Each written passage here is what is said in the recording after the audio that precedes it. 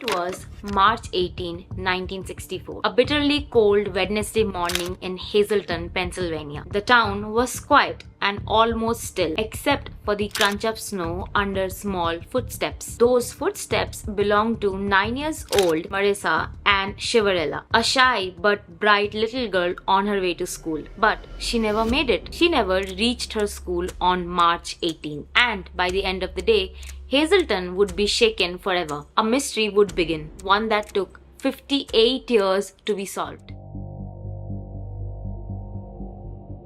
Hi, I'm Shimli and this is the Crime Next Door podcast. And today's case is one that stayed cold for nearly 6 decades. In 1964, 9 years old Marise Cheverella was brutally murdered in a small Pennsylvania town. For years, there were no suspects. कुछ भी सबूत नहीं था. There was not a single suspect. No answers, but only questions. And then half a century later, a single piece of DNA broke the silence.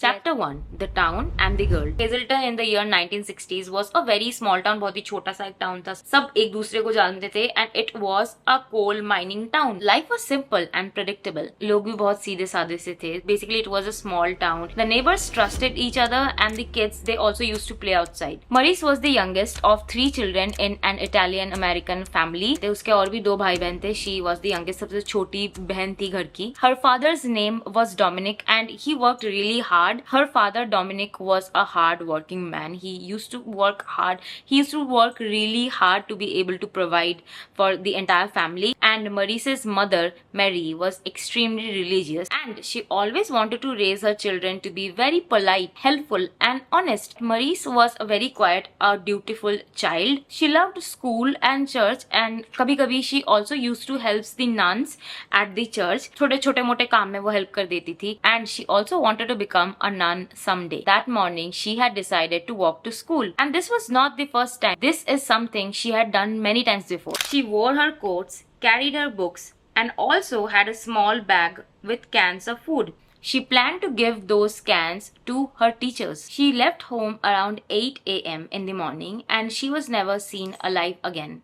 Chapter 2. The Disappearance. And the very obvious thing happened. Maurice didn't reach school. And when Maurice didn't arrive at school, no one panicked immediately. It was a small town, so सब एक दूसरे को जानते हैं पहले से. So everybody thought that she might be at one of her friends' place. Or maybe she's just running late. But when she didn't return home that afternoon, her family called the police and the officers began searching. And the neighbors also joined in. People checked alleys, wooded areas, every single nook and corner of the city. They checked everywhere possible. And then a grime discovery. Chapter 3. The Discovery. That same afternoon, a man was giving his 16-year-old nephew a driving lesson. As they passed by an old coal mining pit, something caught their eye. What looked like a large doll laying motionless on the ground was actually the dead body of 9 years old Maurice. It wasn't a doll at all. She has been beaten and strangled. Her hands and feet were bound with her own scarf. This is so disgusting. Even when I'm thinking about it, this is so disgusting. Scattered around her were her school books and the canned food she had been carrying that morning. Just think about it. एक छोटी लड़की school जाने के लिए निकली है. She was also carrying a canned fruit or canned food, something like that. She wanted to give it to her teacher, her class teacher, but then on her way to school, she was beaten and then strangled using her own scarf. The brutality of the crime shook the entire community. This was not the kind of violence this small city was used to. ज़्यादातर इस city में जैसा मैंने बहुत बार mention कर दिया है कि this city was very safe. Everybody knew everybody. सब एक दूसरे को जानते थे. सबसे ज्यादा इस सिटी में क्राइम यही होता था कि किसी के घर में चोरी हो गई. The people of that city never expected something like this to happen. Chapter 4. The investigation begins. Police immediately started questioning everyone. Witnesses recall seeing a man in the area earlier that day, but the description provided were very vague. Descriptions were not clear. कुछ लोगों ने बोला कि he was in his 30s or 20s, whereas बाकी लोगों ने बोला कि he might be older than that. So the information that the locals had was not very clear, everything was very vague. And obviously it all happened back in the year 1964. So there were no CCTV cameras, no security cameras, no cell phone, and even no DNA testing. And police के पास बस कुछ ही proofs थे, and they were the bindings used, tire track near the scene, and number 3 biological evidences. But ये biological evidences भी 1964 में अच्छे से analyze करना possible नहीं था. It was not humanly possible in the 1960s to analyze them properly, जो कि अब is possible. And despite days and weeks of interview, the case went cold, and no arrest and no strong suspect. And as a result, the investigation was stalled. The case grew cold, but it was never forgotten. For Marise's family, life was not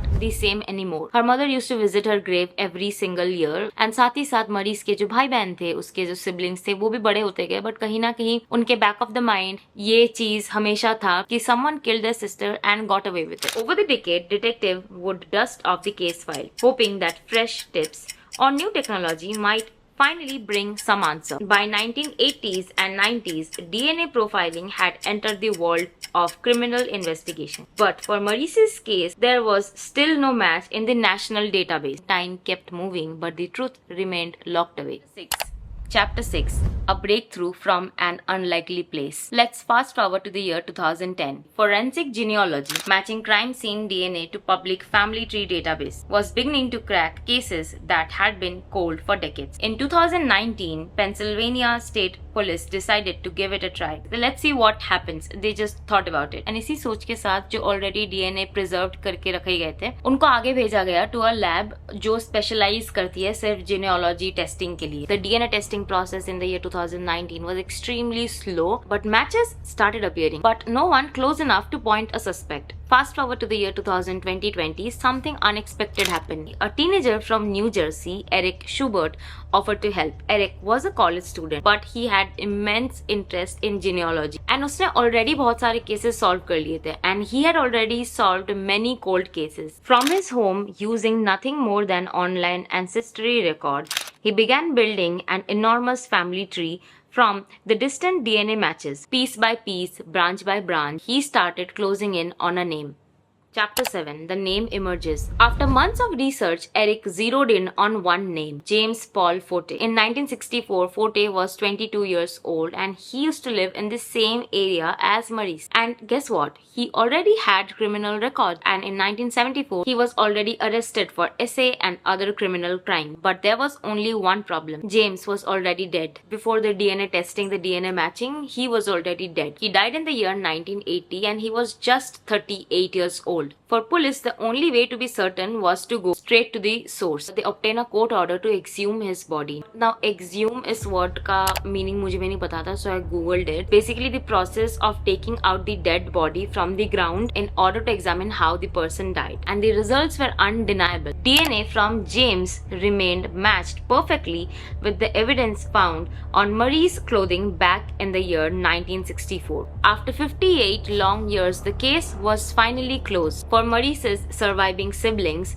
the answer brought some closure. They finally know who killed their sister. Her brother Ronald said that it was bittersweet, knowing the man who killed his sister never faced justice in life. For the town of Hazleton, it was a reminder that even a closed case can be solved, and sometimes through the people far outside the police force. In 1964, a little girl's life was stolen, and for decades it seemed that her voice has been silenced. But in the end, through science and dedication and the refusal to give up, her story was heard and her name was remembered. And this was the story of Marise Chiverella. And this is the Crime Next Door podcast. And with that, we have reached the end of this video, and I will see you guys in the next one. Bye.